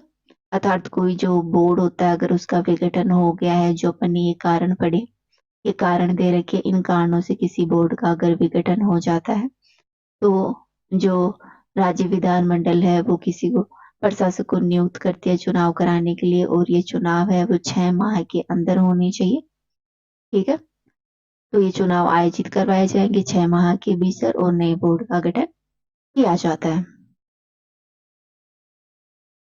दोस्तों, सहकारी समितियों के खातों का अंकेक्षण कौन करता है उसके बारे में बात करें तो राज्य विधानमंडल सहकारी समितियों के खातों के अनुरक्षण और हर वित्तीय वर्ष में कम से कम एक बार खातों के अंकेक्षण करने का नियम बनाता है। ठीक है। पूछ लिया जाए एग्जाम में कि जो सहकारी समितियों का अनुरक्षण और अंकेक्षण करने के लिए नियम कौन बनाता है, तो बनाता है राज्य विधानमंडल, और कम से कम वित्त वर्ष में एक बार तो इनका अंकेक्षण किया ही जाएगा। इसमें सहकारी समितियों के खातों के अंकेक्षण के लिए अंकेक्षों एवं अंकेक्षण फार्मों की न्यूनतम योग्यता निर्धारित भी की जाएगी। साथ ही दोस्तों, प्रत्येक सहकारी समितियों को सहकारी समिति की आम सभा द्वारा नियुक्त अंकेक्षक या अंकेक्षण फर्म से अपने खातों का अंकेक्षण कराना होगा। ठीक है। सहकारी समितियां है वो आम सभा द्वारा नियुक्त होगी, जिसे अंकेक्षण से जिनके जो खाते हैं उनका अंकेक्षण करवाना होगा। दोस्तों, इसके अलावा ऐसे अंकेक्षकों या अंकेक्षण फर्मों की नियुक्ति राज्य सरकार द्वारा या राज्य सरकार द्वारा नामित किसी अधिकृत जो पैनल होता है उसके द्वारा की जाती है। प्रत्येक सहकारी समिति के खातों का अंकेक्षण वित्तीय वर्ष की समाप्ति के 6 माह के अंदर होना चाहिए। ठीक है। कहा गया है कि जो सहकारी समितियां है उनका वित्त वर्ष का जो अंतिम 6 माह होती है उसके भीतर इनका अंकेक्षण आवश्यक है। दोस्तों, जो शीर्ष सहकारी समिति होती है वो अंकेक्षण को राज्य विधानमंडल के पटल पर रखती है। पूछ लिया जाए एग्जाम में कि जो सहकारी समितियों का अंकेक्षण है वो कहाँ रखा जाता है, तो राज्य विधानमंडल पटल पर रखा जाता है, और वह भी जो शीर्ष सहकारी समिति होती है उसके द्वारा यह रिपोर्ट है अंकेक्षण की वो राज्य विधानमंडल को सौंपी जाती है। दोस्तों, जो राज्य विधानमंडल है वो प्रत्येक सहकारी समिति की आम सभा की बैठक वित्तीय वर्ष की समाप्ति के 6 माह के भीतर बुलाने का प्रावधान करता है। अर्थात जो राज्य विधानमंडल है वो ही आम सभा की बैठक बुला सकता है। ठीक है। सॉरी, जो राज्य विधानमंडल है वो आम सभा की बैठक बुलाने का प्रावधान करता है, और यह बैठक है वो 6 माह के अंदर बुलाई जानी चाहिए एक वित्त वर्ष में। दोस्तों, इसमें सूचना पाने वाले सदस्यों के अधिकारों की बात करें तो राज्य विधानमंडल सहकारी समिति के हर सदस्य को सहकारी समिति के कागजातों, सूचनाओं, खाता उपलब्ध कराने का प्रावधान कर सकता है। साथ ही यह सहकारी समिति के प्रबंधन के सदस्यों की भागीदारी का प्रावधान भी करता है। इसके अलावा यह सहकारी समितियों के सदस्यों के शिक्षण प्रशिक्षण का प्रावधान भी करता है। अर्थात जो राज्य विधानमंडल है वो इन सदस्यों की जो सहकारी समितियों के जो सदस्य होते हैं उनके खातों को उपलब्ध करवाता है, उन्हें सूचना उपलब्ध करवाने का प्रावधान करता है, सदस्यों की भागीदारी का प्रावधान करता है। साथ ही सदस्यों को ट्रेनिंग देने, उनको शिक्षण प्रोवाइड कराने का प्रावधान भी राज्य विधानमंडल द्वारा किया जाएगा। दोस्तों, इसमें रिटर्न की बात करें तो प्रत्येक सहकारी समिति को वित्तीय वर्ष की समाप्ति के 6 माह के अंदर सरकार द्वारा नामित अधिकारी के पास रिटर्न दाखिल करना होता है। कितने में? 6 महीने के भीतर सरकार द्वारा नामित कोई अधिकारी होता है वो सहकारी समिति से संबंधित जो रिटर्न होता है वो दाखिल करवाता है। इसमें निम्न क्षेत्रों की जानकारी होती है। इस रिटर्न में क्या जानकारी होती है? इसमें कार्यकलापों की वार्षिक रिपोर्ट होती है, खातों का अंकेक्षण रिपोर्ट, बचा हुआ पैसा किस तरह खर्च करना है इस संबंध में आम सभा का निर्णय क्या है इस संबंध में रिपोर्ट, सहकारी समिति की नियमावली में किए गए संशोधनों की सूची, आम सभा की बैठक की तिथि और चुनाव कराने की तिथि के बारे में घोषणा तथा राज्य के कानून के प्रावधानों के तहत निबंधक द्वारा मांगी गई कोई भी जानकारी इस रिटर्न में जो सरकार द्वारा नामित अधिकारी होता है उसके द्वारा प्रदान की जाती है। आगे बात कर लेते हैं दंड और सजा के प्रावधान क्या दिए गए हैं। तो दोस्तों, राज्य विधानमंडल सहकारी समितियों के अपराधों के लिए कानून बना सकता है और इस अपराधियों के लिए सजा भी तय कर सकता है। अगर पूछ लिया जाए कि सहकारी समितियों के अपराधों के लिए कानून कौन बनाता है, सेंट्रल गवर्नमेंट या स्टेट गवर्नमेंट, तो ध्यान रखना जो स्टेट गवर्नमेंट है वो इनके लिए अपराधों के लिए दंड के लिए कानून बना सकता है और अपराधों की जो सजा होती है वो भी डिसाइड करता है। ऐसे कानूनों में ध्यान रखना होगा, इसमें जो अपराध किए जाएंगे उसमें निम्न बातों का ध्यान रखना होगा, जैसे कि सहकारी समितियों द्वारा गलत रिटर्न दाखिल करना या गलत सूचना देने पर सजा का प्रावधान किया जा सकता है। स्टेट गवर्नमेंट के द्वारा रिटर्न दाखिल, जो गलत रिटर्न है वो दाखिल कराने पर या गलत सूचना देने पर, या फिर किसी व्यक्ति द्वारा जानबूझकर राज्य के कानून के तहत जारी किए गए किसी सम्मन या मांगी गई जानकारी या जारी किए गए किसी आदेश की अवज्ञा के आधार पर दंडित किया जा सकता है। इसके अलावा कोई भी नियोजक जो बगैर किसी पर्याप्त कारण के अपने कर्मचारियों से ली गई रकम को 14 दिनों के अंदर सहकारी समिति में जमा नहीं करता तो जो दंडनीय होगा। कितने दिनों के भीतर? 14 दिनों के भीतर।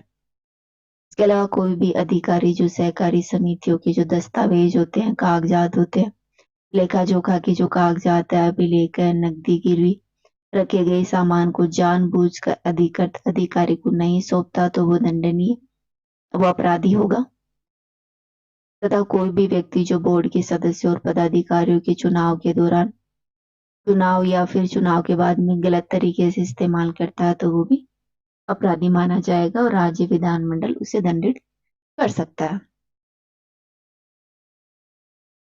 दोस्तों, बहु राज्य सहकारी समिति और इनके कानूनों के बारे में बात करें तो जो संविधान का भाग 9 उसमें बहु राज्य सहकारी समितियों को लागू करने की भी बात की गई है।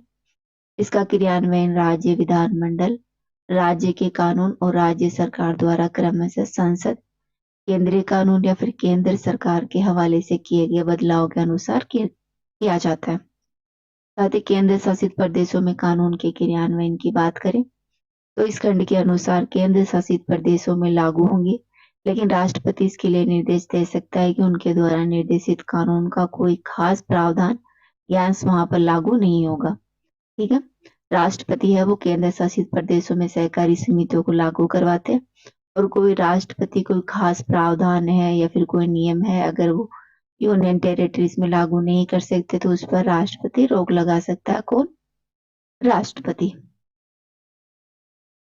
दोस्तों, मौजूदा कानूनों का बनाए रहने के बारे में बात करें तो जो 97वां कॉन्स्टिट्यूशनल अमेंडमेंट है 2011, इसके ठीक पहले राज्य को लागू सहकारी समितियों से जुड़े कानून जो इस खंड से मेल नहीं खाते में संशोधन किए जाने या निरस्त किए जाने या फिर लागू होने के बाद 1 साल की अवधि बीत जाने से जो सबसे कम हो तक लागू रहेंगे। ठीक है, ये यहाँ पर पूरे आप अनुच्छेद देख सकते हैं जो सहकारी समितियों से जुड़े हुए हैं। सहकारी समितियों की स्थापना है वो ZI में है, सदस्यों का चुनाव है वो ZK में है, खातों का अंकेक्षण है वो ZM में है और सूचना पाने का सदस्यों का अधिकार है वो ZA में है, रिटर्न आता है P में और मौजूदा कानूनों का बना रहना है वो ZT में आता है। वही केंद्र शासित प्रदेशों के क्रियान्वयन में सहकारी समितियां ZH में आती है। ठीक है, ये अपने सहकारी समितियों के संवैधानिक संशोधन है, उनके बारे में विस्तार से जाना। अब देख लेते हैं कि भारत में सहकारिता आंदोलन की उत्पत्ति कैसे हुई। तो दोस्तों, इसका प्रमुख कारण है, जी कारणों की बात करें कि यह आंदोलन हुआ कैसे, तो भारत में सहकारिता आंदोलन का जन्म है वो 19वीं शताब्दी से माना जाता है। ठीक है, इस समय दोस्तों समाज में व्यापक उथल पुथल मच रही थी, व्यापक संकट विद्यमान थे। इस समय क्या हुआ था, जो अपना औद्योगिक क्रांति है, इंडस्ट्रियल रिवोल्यूशन है, ने ग्रामीण जो उद्योग है, जो हथकरघा उद्योग है, उनकी जगह ले ली थी, उनको समाप्त कर दिया था, जिससे जो लोग थे जो कृषि करते थे, मजदूरी करते थे, ग्रामीण उद्योगों पर जो आधारित थे, हथकरघा उद्योगों पर जो लोग आधारित थे, उनका रोजगार और आजीविका छिन गई थी। ठीक है, इसके परिणाम स्वरूप क्या हुआ, खेती का उपविभाजन हो गया, जोतों का विखंडन हो गया और कृषि का गैर लाभकारी क्षेत्र बन गया। अर्थात जो औद्योगिक क्रांति है उसने कृषि क्षेत्र को गैर लाभकारी बना दिया। लोग कर्ज के बोझ के तले दब गए, उन्हें रोजगार, आजीविका आदि प्राप्त नहीं हो रही थी। अन्य कारणों के बारे में बात करें तो भू राजस्व संग्रह करने में इनको कठोरता आ रही थी। वर्षा की अनिश्चितता हो रही थी, जिससे कृषि की फसल पैदावार नष्ट हो जाती थी। कम फसल उत्पादन हो रहा था। आदि ने किसानों को साहूकारी को पास जाने के लिए मजबूर कर दिया। और दोस्तों, ये साहूकार होते थे वो फसल को औने पौने दामों में खरीद लेते थे तथा बहुत बढ़ चढ़कर उनसे ब्याज वसूल करते थे। जिसके कारण जो किसान थे वो दयनीय स्थिति की ओर जा रहे थे, बहुत गरीब होते जा रहे थे। इस कारण वैकल्पिक माध्यम से जो सस्ते ऋण होता है उनके प्रावधान पर विचार होने लगा। और सहकारी जो आंदोलन होता है, सहकारी समितियां, उनके थॉट है वो लोगों के जो विचार है वो लोगों के दिमाग में आने लगा कि कोई सहकारी थी ऐसी संस्था होनी चाहिए जहां से सस्ते ऋण मिल सके। ठीक है दोस्तों, भारत में अनौपचारिक सहकारिता के बारे में बात करें तो भारत के कई हिस्सों में कानून पारित होने से अनौपचारिक सहकारिता के अस्तित्व में आने के परिणाम स्वरूप पहले भी सहयोग और सहकारी गतिविधियों की अवधारणा प्रचलित थी।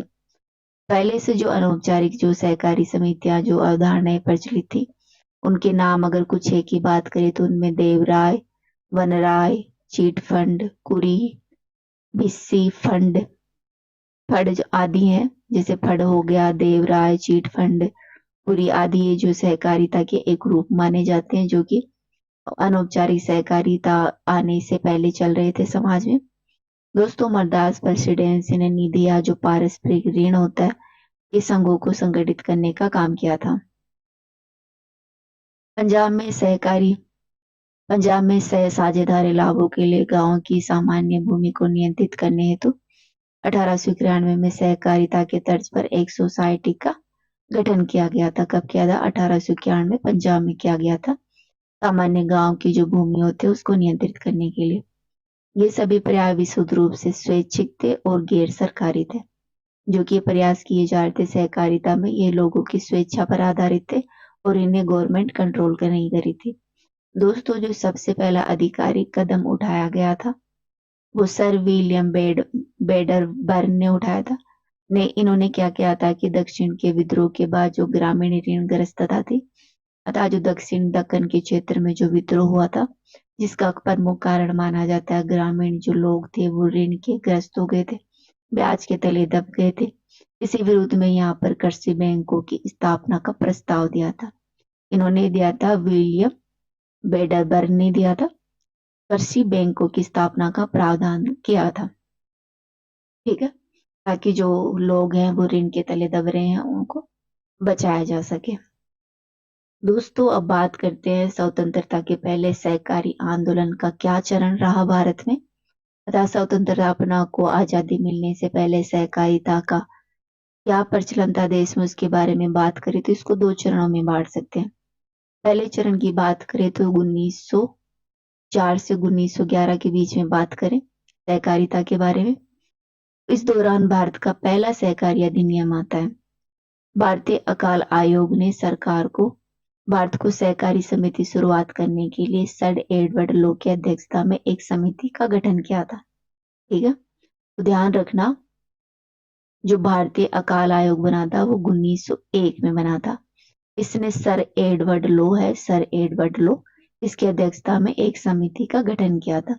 पूछ लिया जाता है ये कि सर एडवर्ड लो की समिति में अध्यक्षता में जो गठन किया था वो जो समिति बनी थी सर एडवर्ड लो, वो किस लिए बनी थी? वो सहकारी समितियों की शुरुआत के लिए बनी थी। और कब बनी थी? 1901 के आसपास से बनाया था भारतीय अकाल आयोग ने।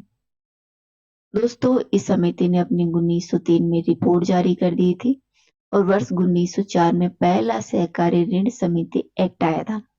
इट इज वेरी इंपॉर्टेंट, पूछ लिया जाता है कि भारत का first cooperative credit society act कब पारित हुआ था? वो 1904 में हुआ था और समिति बनी थी सर एडवर्ड लो, 1901 में बनी थी।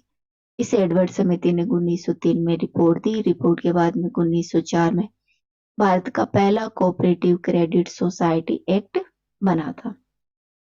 ठीक है दोस्तों, इस अधिनियम की विशेषताओं के बारे में बात करें, ये जो कोऑपरेटिव क्रेडिट सोसाइटी एक्ट। इसकी विशेषताओं के बारे में बात करें, इसमें कहा गया कि एक ही गांव जहां एक एक गांव या कस्बे में रहने वाले लोग हैं जो एक ही वर्ग और एक ही जाति से संबंधित है, का कोई भी 10 व्यक्ति मिलकर सहकारी ऋण समिति का निर्माण कर सकते हैं। ठीक है दोस्तों, इसकी कुल सदस्यता आधार 80% के बहुमत के आधार पर समाजों को ग्रामीण, शहरी या कर्षक और गैर कर्षक के रूप में वर्गीकृत किया गया था। ग्रामीण समाज को लाभ वितरित करने की अनुमति नहीं थी, लेकिन शहरी समाजों के मामले में शुद्ध लाभ का 25% आरक्षित निधि में दिए जाने के बाद लाभ वितरित किया जा सकता था। दोस्तों, इस एक्ट की कमियों के बारे में बात करें तो इसमें जो गैर ऋण समितियों को कोई कानूनी सुरक्षा प्रदान नहीं की गई थी। इसने कृषि कार्यों के वित्त पोषण हेतु से शहरी बचत जुटाने का कोई प्रावधान नहीं किया था। यह शहरी और ग्रामीणों में समाज को वर्गीकरण मनमाना, अवैज्ञानिक, अत्यधिक असुविधाजनक पाया गया। दोस्तों, 1904 के अधिनियम के कई प्रावधान आंदोलन को जो आगे थे उसको आगे बढ़ाने में बाधक रहे। ठीक है, अब देखते हैं आगे क्या है। आगे इसका सेकंड चरण आ जाता है सहकारी समितियां, जो 1912 से 1918 के बीच में चला था। दोस्तों, इस दौरान 1912 में एक और एक्ट आया, सहकारी समिति अधिनियम 1912। ठीक है, इस एक्ट में क्या किया गया था, जो 1912 का एक्ट आया था, इसमें 1904 के जो एक्ट था उसके जो कुछ दोष थे उसको दूर करने के प्रयास किए गए। ठीक है, 1904 का जो एक्ट आया था एडवर्ड कमेटी की सिफारिशों पर, इस दोष को इनमें जो उत्पन्न जो इस एक्ट में जो दोष थे, कमियां थी, उनको दूर करने के लिए सहकारी समिति अधिनियम 1912 आया। इस 12वें अधिनियम की बात करें तो इसकी प्रमुख विशेषताएं यह है कि किसी भी समाज और ऋणदाता या किसी भी अन्य को पंजीकृत किया जा सकता है, जिसका उद्देश्य होगा अपने सदस्य को आर्थिक लाभ पहुंचाना, उसके आर्थिक हितों की बढ़ावा देना, आर्थिक हितों की रक्षा करना। दोस्तों, सेंट्रल बैंक अथवा यूनियन बैंक जैसी एक संघीय समाज को पंजीकृत किया जा सकता है इसके थ्रू। ऐसे समाज में किसी भी सदस्य के पास कुल शेयर पूंजी का 1/5 से अधिक या फिर 1000 रुपए से अधिक के शेयर नहीं होने चाहिए। समिति को अनिवार्य पंजीकरण और आयकर तथा स्टाम्प शुल्क के भुगतान से छूट प्रदान की गई। ठीक है, जो स्टाम्प ड्यूटी थी, आयकर्ता पंजीकरण पर जो अनिवार्य शुल्क लगते थे, उस पर इन समितियों को छूट प्रदान की गई थी। दोस्तों, फिर अब बनी 1951 के बाद में जो 1912 की जो अपनी सहकारी समिति अधिनियम 1912 आया था, उसके इसी दौर में सहकारिता का विकास होते हुए एक मैगलन समिति बनी थी। वर्ष 1915 में सर एडवर्ड मैगलन की अध्यक्षता में एक समिति का गठन किया गया था। दोस्तों, इस समिति ने इस बात पर एनालिसिस किया कि क्या सहकारिता आंदोलन सामाजिक और आर्थिक रूप से मजबूत है, या इसे आगे बढ़ाया जाना चाहिए या फिर नहीं बढ़ाना चाहिए। तो ध्यान रखना, जो एडवर्ड मैगलन समिति थी वो सहकारिता के क्षेत्र में बनी थी। इस समिति का गठन 1915 में किया गया था। दोस्तों, समिति ने एनालिसिस किया कि निरक्षरता और जनता में जो अज्ञानता है, वो धन का जो दुरुपयोग हो रहा है, बड़े पैमाने पर जो भाई भतीजावाद समाज में फैला हुआ है, ऋण में अत्यधिक देरी हो रही है, वो सहकारी आंदोलन के इन्होंने कुछ दोष बताए, जिसके कारण जो सहकारी आंदोलन है वो आगे नहीं बढ़ रहा। क्या बताया, लोगों में ज्ञान का और साक्षरता का अभाव है, जो धन है उसका दुरुपयोग हो रहा है, बड़े पैमाने पर भाई भतीजावाद चल रहा है, और ऋण देने में जो देरियां हो रही हैं, कमियां हैं, इसके कारण सहकारिता आंदोलन है वो गर्त की ओर जा रहा है, उसमें ज्यादा विकास नहीं हो रहा है। दोस्तों, समिति ने विभिन्न सुझाव दिए। इस सुझाव के बारे में बात करें तो मैगलन समिति ने कहा कि सभी सदस्यों को सहकारिता के जो सिद्धांत है उनसे अवगत कराया जाना चाहिए। ऋण लेने की मुख्य कसौटी दी है वो ईमानदार कौन होनी चाहिए, अर्थात लोगों को जो ऋण दिया जाता है उसमें ईमानदारी होनी चाहिए, भाई भतीजावाद नहीं होना चाहिए। समिति की गतिविधियों में केवल सदस्यों तक ही सीमित होनी चाहिए, अर्थात समिति में जो काम काज हो रहे हैं, क्या है क्या नहीं है, वो कार्य हैं वो सिर्फ समिति की गतिविधियों तक ही सीमित होने चाहिए। अग्रिम ऋण देने से पहले आवेदनों की सावधानी पूर्वक जांच की जानी चाहिए और ऋणों को प्रभावी उपयोग हेतु सावधानी पूर्वक अनुवर्ती कार्यवाही की जानी चाहिए। साथ ही एक सदस्य को केवल एक वोट का सख्ती से पालन करना चाहिए। ये प्रमुख सिफारिशें थी इस रिपोर्ट की। दोस्तों, इन सिफारिशों को जो फर्स्ट वर्ल्ड वार हुआ था 1914 से 18 के बीच में, के कारण व्यवहार में नहीं लाया जा सका और यह समिति ठंडे बस्ते में चली गई। आगे बात करते हैं तो सहकारिता का जो अगला चरण है 1919 से 1930 के बारे में, 1919 से 1929 के बारे में। ठीक है, इस दौरान क्या हुआ था कि अपना मॉन्टेस्क्यू चेम्सफोर्ड सुधार आया था। ये आया था 1919 में। जो मॉन्टेस्क्यू चेम्सफोर्ड सुधार आया था, भारत शासन अधिनियम 1919, इसमें सहकारिता को एक प्रांतीय विषय बना दिया गया। पूछ लिया जाए एग्जाम में कि सहकारिता एक प्रांतीय विषय कौन से अधिनियम के तहत बना था? भारत शासन अधिनियम 1919 के तहत, जिसे मॉन्टेस्क्यू चेम्सफोर्ड सुधार के नाम से भी जाना जाता है। दोस्तों, सहकारी आंदोलन को सफल बनाने के लिए राज्यों ने अलग अलग कानून अधिनियम पारित किए। इस अवधि के दौरान सहकारी समितियों की सदस्यता में काफी वृद्धि भी हुई थी। फिर बाद में आ जाती है आर्थिक मंदी। आर्थिक मंदी आती है 1929 में। इस दौरान जो कृषि जिंसों की कीमतों में अत्यधिक गिरावट आई। अन्य आर्थिक संकटों के कारण जो समाज में जो संकट, आर्थिक संकट थे, उसके कारण बेरोजगारी बढ़ गई।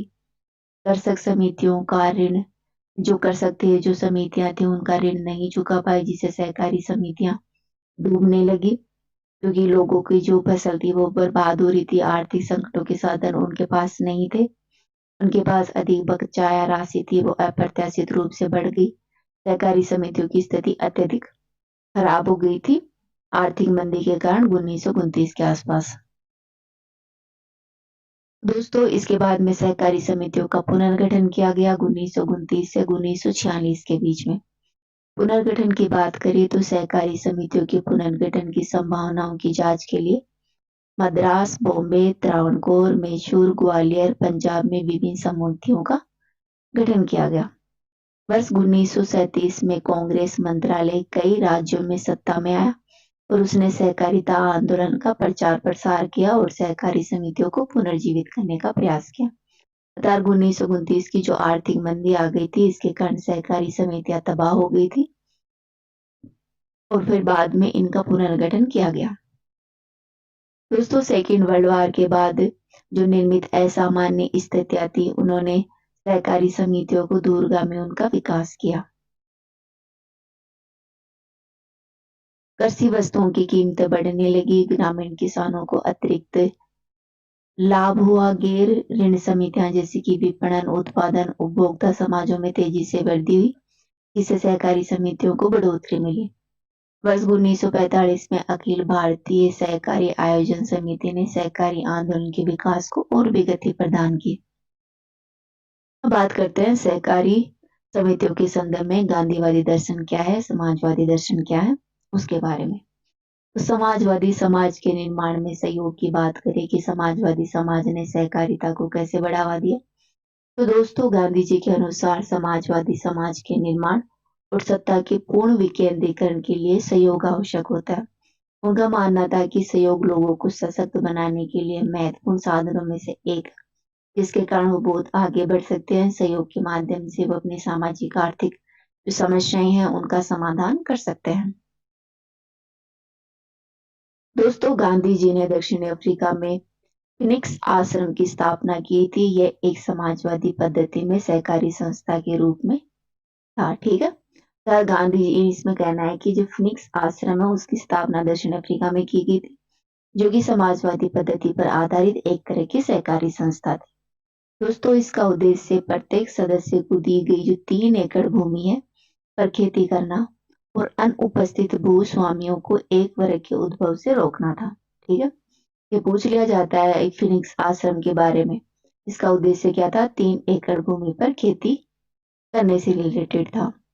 इसके अलावा टोलस्टॉय फर्म की बात करें तो इसकी स्थापना गांधी जी ने दक्षिणी अफ्रीका में की थी। यह स्वतंत्रता संग्राम से प्रभावित परिवारों के लिए पुनर्वास से संबंधित एक सहकारी बस्ती के रूप में था। ठीक है, अर्थात इसकी स्थापना टोलस्टॉय फार्म है, उसकी स्थापना गांधी जी ने, जो स्वतंत्रता संग्राम से जो प्रभावित लोग थे, इफेक्ट लोग थे, उनके पुनर्वास के लिए सहकारी बस्ती के रूप में किए थे दक्षिण अफ्रीका में गांधी जी के द्वारा। दोस्तों, टोलस्टॉय के समाजवादी दर्शन से उनका पूरा विश्वास था। गांधी जी की किसानों की सहकारिता के बारे में बात करें तो गांधी जी दक्षिणी अफ्रीका से लौटने पर भारत के ग्रामीण क्षेत्रों के इलाकों का उन्होंने दौरा किया। उन्होंने अतिरिक्त कराधान, अदेय वसूली आदि से पीड़ित भारतीय किसानों का दिवालिया और जो वो दिवालिया से जूझ रहे थे, उनके जो संकटों का सामना कर रहे थे, उनका एनालिसिस किया। उन्होंने देखा कि किसानों के बीच सहयोग की अत्यधिक आवश्यकता है। सहयोग देकर उनको बहुत आगे बढ़ाया जा सकता है, आर्थिक रूप से उन्हें सशक्त बनाया जा सकता है। दोस्तों, कृषि उत्पादों जैसे कपास, चीनी, तिलहन, गेहूं आदि पर आधारित कोई भी उद्योग सहकारी आधार पर होना चाहिए ताकि उत्पादक अपने उत्पाद और सर्वोत्तम मूल्य को प्राप्त कर सके। अब देख लेते हैं स्वतंत्रता के बाद सहकारी समितियां आंदोलन में क्या प्रभाव रहा, क्या कुछ देखा गया। दोस्तों, स्वतंत्रता के बाद राष्ट्र में मिश्रित इकोनॉमी की स्थापना की गई। अर्थात भारत में पश्चिमीवादी अर्थव्यवस्था थी और समाजवादी व्यवस्था थी, इसका मिला जुला रूप मिश्रित अर्थव्यवस्था भारत में अपनाएगी। इसके लिए नियोजित आर्थिक विकास दृष्टिकोण अपनाया गया। अर्थात जो प्लानिंग कमीशन है, प्लानिंग इकोनॉमिक डेवलपमेंट अप्रोच है, उसको अपनाया गया। इसमें 3 क्षेत्रों पर मुख्य रूप से जोर दिया गया, सार्वजनिक, निजी और सहकारिता के क्षेत्र पर। ठीक है। सहकारी समितियों को सार्वजनिक और निजी क्षेत्र के बीच में संतुलन साधने का काम किया और इसी पर ध्यान दिया गया। दोस्तों, अपना जो 5 ईयर प्लान है, जो पंचवर्षीय योजना है, उसमें सहकारिता को एक महत्वपूर्ण बिंदु के रूप में देखा गया, महत्वपूर्ण क्षेत्र के रूप में रखा गया। दोस्तों, पंडित जवाहरलाल नेहरू ने सहकारिता को लोकतंत्र के 3 स्तंभों में से एक माना। नेहरू ने लोकतंत्र के 3 स्तंभ माने थे, पंचायत और स्कूल तथा सहकारिता। अर्थात जो सहकारिता है वो लोकतंत्र का एक महत्वपूर्ण स्तंभ मानते हुए जवाहरलाल नेहरू ने इसे प्रमोट किया। 1958 में राष्ट्रीय विकास परिषद ने सहकारी समितियों तथा उनके कर्मियों के शिक्षण, प्रशिक्षण और सहकारी विपणन समितियों की स्थापना के लिए एक नीति का मसौदा तैयार किया था, जिसे 2002 में भारत सरकार ने पारित कर दिया और सहकारिता से रिलेटेड जो पॉलिसी आई थी वो अपने 2002 में आई थी, जिसे नेशनल डेवलपमेंट काउंसिल ने 1958 में बनाया था। दोस्तों, जो अपना एनसीडीसी है वो एक सांविधिक निकाय है जो कि राष्ट्रीय सहकारी विकास निगम अधिनियम 1962 के तहत स्थापित किया गया था। ठीक है, ये सहकारिता के क्षेत्र उसको बढ़ावा देता है, राष्ट्रीय सहकारी विकास निगम। फिर आता है बाद में जो सहकारी समितियों के लिए सरकार ने विभिन्न समितियों का गठन किया। भारत सरकार ने 1954 में ग्रामीण ऋण समिति का गठन किया। इसने सभी स्तरों पर सहकारी समितियों में राज्य की भागीदारी की सिफारिश की। अर्थात इस समिति का कहना था कि जो राज्य सरकार है वो सहकारी समितियों को प्रमोट करने के लिए भागीदार बने, उन्हें पैसे वाइड ऋण है वो प्रोवाइड करवाए। इसके बाद में एसटी राजा समिति का गठन किया गया, जो भारत सरकार द्वारा सहकारी समिति में संशोधन करने का सुझाव देने के लिए नियुक्त की गई थी। समिति ने सहायता प्राप्त सहकारी समितियों के प्रबंधन पर राज्य की भागीदारी तथा सरकार द्वारा नामित व्यक्तियों की नियुक्ति के लिए एक मॉडल अधिनियम तैयार किया था। दोस्तों, ये अपने चर्चा कर ली सहकारी समितियां जो बनाई गई थी। अब देख लेते हैं कुछ सफल सहकारी समितियों के बारे में। तो कृषि क्षेत्र में सफल सहकारी समितियों के बारे में बात करें जो वर्तमान में एक आ जाते हैं अपना राष्ट्रीय सहकारी विकास निगम एनसीडीसी, भारतीय राष्ट्रीय कृषि सहकारी विपणन समिति, भारतीय किसान उर्वरक सहकारी लिमिटेड इफको, अमूल और सहकारी ग्रामीण विकास ट्रस्ट। ये प्रमुख सफल सहकारी समितियां कृषि के क्षेत्र में। वही बैंक के क्षेत्र में बात करें तो पंजाब और महाराष्ट्र सहकारी बैंक, भारतीय सहकारी बैंक और सारस्वत सहकारी बैंक प्रमुख है, जो कि इकोनॉमी के क्षेत्र में, बैंक के क्षेत्र में आर्थिक सहायता प्रोवाइड करवाते हैं लोगों को। देख लेते हैं सहकारी क्षेत्र की जो कमियां हैं, विभिन्न मुद्दे हैं, वो क्या-क्या हैं। तो दोस्तों ये सहकारी समितियां हैं, वो भारत में सहकारी समिति विभिन्न क्षेत्रों में कार्य करती हैं। सहकारिता भारत के संविधान और राज्य कानूनों के तहत राज्य सूची का विषय है, इसलिए इन दोनों में क्रियान्वयन की कमी होती है। सहकारी समितियां वो गैर जिम्मेदार और गैर जवाबदेही हैं। दोस्तों शासन व्यवस्था में अत्यधिक अपर्याप्तता है, जिसमें बोर्ड की भूमिका और जिम्मेदारियां भी शामिल है। बोर्ड के लोगों को कई असुविधाओं के मामले में जवाबदेह नहीं ठहराया जा सकता।